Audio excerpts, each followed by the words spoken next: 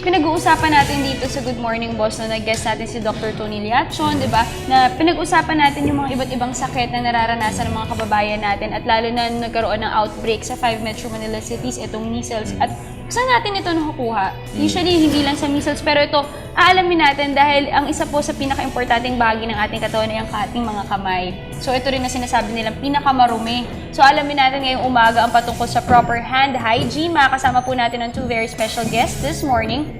Let us all welcome Mr. Martin Madrid mula po sa Regional Business Development Manager, Asia Pacific. We also have Dr. Josephine Ann Aboa ng Infection Control Head ng St. Luke's Medical Center. Good morning. Good morning. Welcome to Good Morning, Boss. At ito naman, umpisahan na natin. Meron tayong tinatawag na healthcare-associated infection. Ano po ito?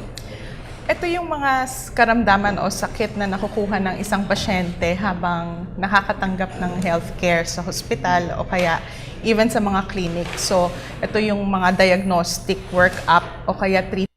So, generally, kasi pagka may sakit, humihina yung immune system o kaya pagka nakakatanggap tayo ng diagnostic workup, for instance, kahit papano na-compromise, pag nagre-receive tayo ng IV fluids, for instance, na kahit papano na-expose tayo at may possibility na magkaroon ng infection.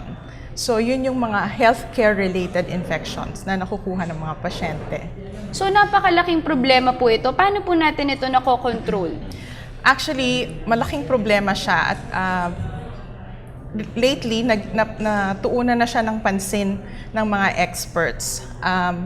Ngayon, ang iba't ibang ospital, lalo na abroad, ang tinatawag nating minomonitor na itong mga healthcare-associated infections. Even dito sa Pilipinas, ang iba't ibang hospital, minomonitor ng healthcare-associated infections nila. At may iba-ibang ways para mapababa ito. So first is alamin kung ano yung healthcare-associated infections.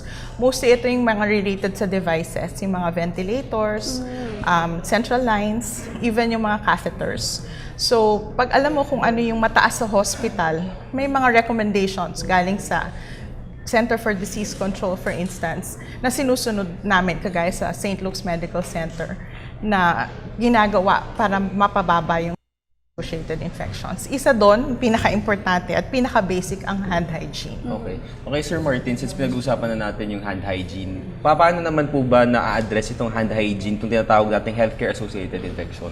Paano i-address? Well, the most basic way is proper or appropriate hand hygiene.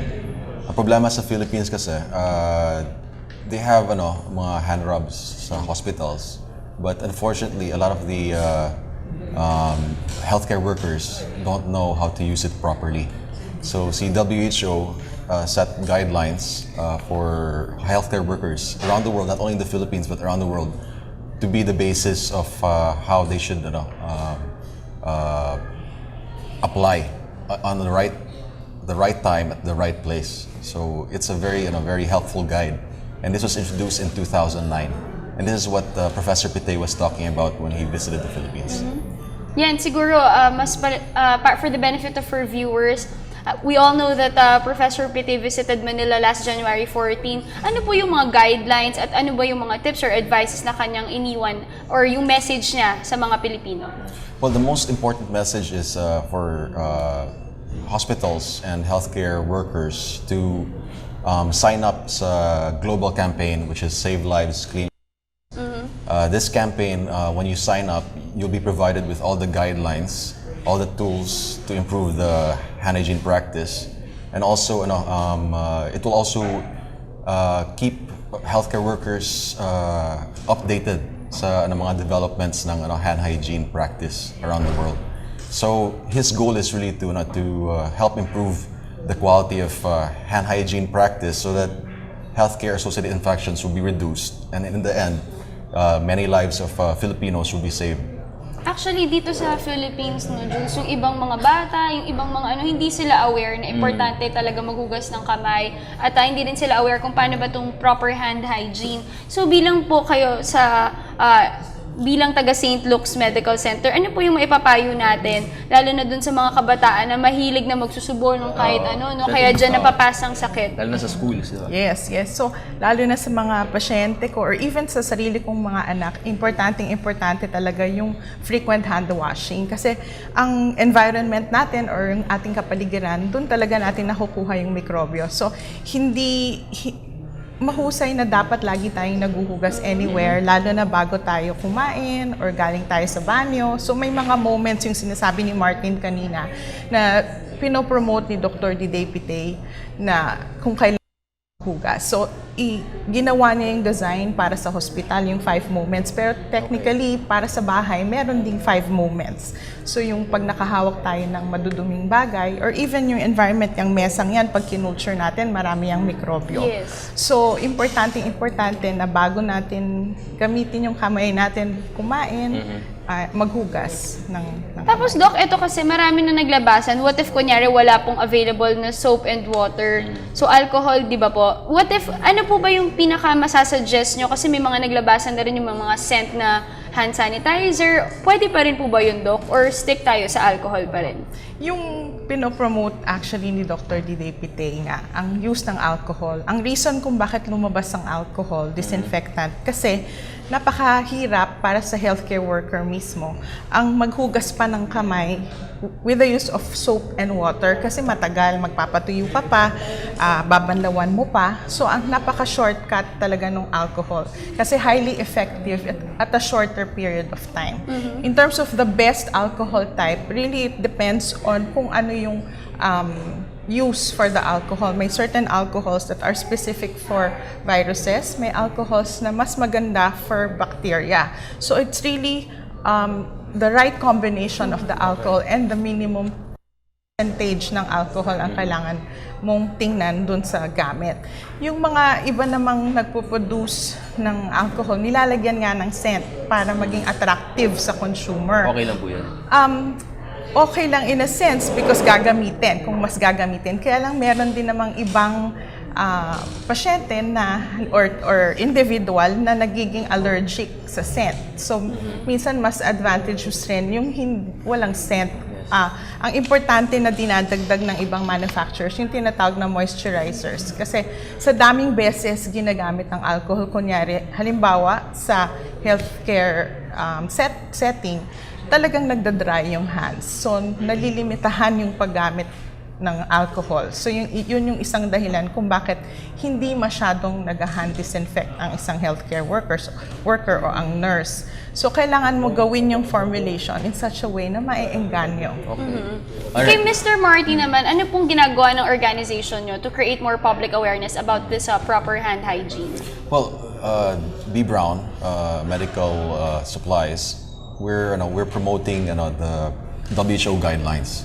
Kasi the WHO guidelines is the most universal guidelines for healthcare workers in the practice of hand hygiene. And we also spend a lot of time educating hospitals. We work with infection control departments to talk about the guidelines and to give them all the tools necessary for them to be effective in their profession, especially sa hand hygiene. Because hand hygiene is the primary means to prevent HAI.